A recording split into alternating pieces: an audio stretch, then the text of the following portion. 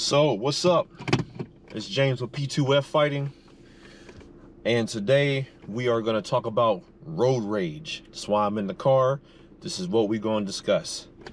All right, so I had a request from one of my friends to do a video on road rage because he had an altercation with someone and he thought he was going to have to go hands-on. So we're going to discuss it as I try to park over here. So my friend was trying to park, looking for a space, doing like 25 through the area because that was the speed limit right there. Somebody runs up behind him doing like 40, being a jackass, goes around him, says some shit, looks at him, he looks back, says some shit. Next thing you know, they get out. He gets out, starts talking shit, you know, whatever.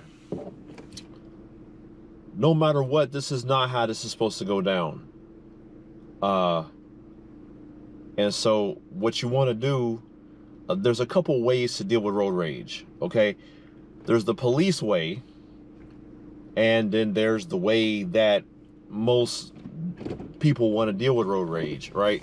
So let me see if I can get over here so I can show you some stuff. So what the police say to do, first of all, if you don't have to pull over, don't pull over. Let's say you cut somebody off, right? Let's say you cut somebody off and they're pissed about it. So they come up beside you and they're flipping you off and saying all kind of terrible stuff to you. So what? Let them do it. Focus forward. Keep moving. If you don't got to get out the car, don't get out the car. If you ain't got to pull over, don't pull over. Just keep on going. Eventually, they'll say everything they got to say, and that'll be the end of that. But if it's a situation where you did something that pissed them off, they cut you off, now you end up having to pull over. Now we're more into a situation. So if they get out the car and come to your car, now they're outside the window. Police say, look straight forward, don't look at them. They're yelling, don't look at them.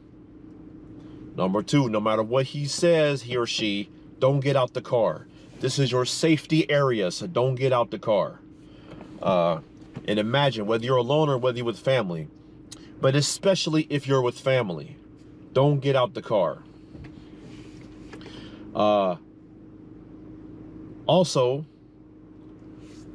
the only time, if you're somebody who carries weapons, the only time you should present a weapon is if they're attempting to get in the car. Let's say he starts punching the window, or he gets some kind of a rock or something, he's banging on the window, trying to break the window. Then if you have some kind of a weapon, you probably should do something then. But as far as police go and you get in trouble with the law, don't pull over if you can avoid it. Number two, if he comes here, look straight. Don't provoke him. Just look straight while he yells till he or she yells until they're done. And then they'll walk off and you can proceed with your way. Number three, if things have to get ugly because he's breaking the window in half trying to get you out of there, then present the weapon, or then you got to do what you got to do. But remember that your car is your safe zone. So the number one thing is don't get out the car if you can avoid it. Now let's move on to more hot-headed means of dealing with the situation. There's a couple things you can do, okay? It all depends on if you have the demeanor to do these things, okay? There are choices you're gonna have to make. And those choices, once again, come down to life or death, all right? This is a self-defense channel, so I'm always gonna speak on self-defense. If you get in a situation where you have to pull over because some reason or another, they've cut you off, they're not letting you get out, you gotta pull over, something happens and you gotta pull over. If that individual gets out of the car and starts coming towards your car and you're pissed off too, you wanna do something, here's some advice. You see the door, you see the individuals coming this way. All right, there's a couple things you can do. While he's coming toward the car, grab the handle and pop the door open. But don't let him see the door open. When he gets close enough, you take this hand and you slam that fucking door into his ass. Wham! Smash him with that door when he gets close enough.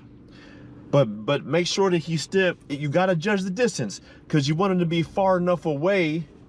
You want him to be far enough away that the door gets a full swing, right? It gets a full swing. You don't want him to be so close that when you open it, he can just kind of stuff it, because it doesn't get much swing. You got to make sure the impact is good. So you open the shit out of that door and let it smash into him, and then shut it back up and peel out of there. Fuck him. Why? Why not? If he's coming towards you with intentions of harm, why not? You got to get out of there. Number 2, for self-defense. And this is only if he's got a firearm or some kind of a axe or something where there's gonna be some real damage, because this guy is nuts. In that case, run him over. If you can't get out for some odd reason, maybe he's parked beside you, now he's hopped out and he's coming around with a gun, reverse smash, run his ass over, or whoever, his, her. If you're coming at me with a pistol or some kind of shotgun, some kind of firearm, and I have family in here, I got a 5-year-old. If you point a gun at me and you're on the bumper end of my hood, I'm gonna flatten you. That's what's gonna happen. You're not shooting me or my family. I'm gonna flatten you and I'll deal with the consequences afterwards. But you are not gonna shoot my family or me. I will run you over.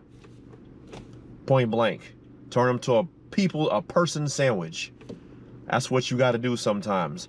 But that is only if they're aiming a firearm at you. You don't know if it's loaded. You gotta take action now. That's one of those situations where you gotta make the choice right now. What do? Do you sit there and let them shoot you? Do you know anything about that gun? Is it fake? It could be a fake gun. You don't know. If they're aiming a firearm at you, run them over. But that's the last ditch situation. Also, in all these situations, if you get pulled over by someone aggressive, if there's someone else in the car, have them call 911 at the same time. But here's the thing, you can't always rely on police to get there in time to stop that situation. As soon as I get pulled over and I see him, boom, and I hear the door shut, call the police.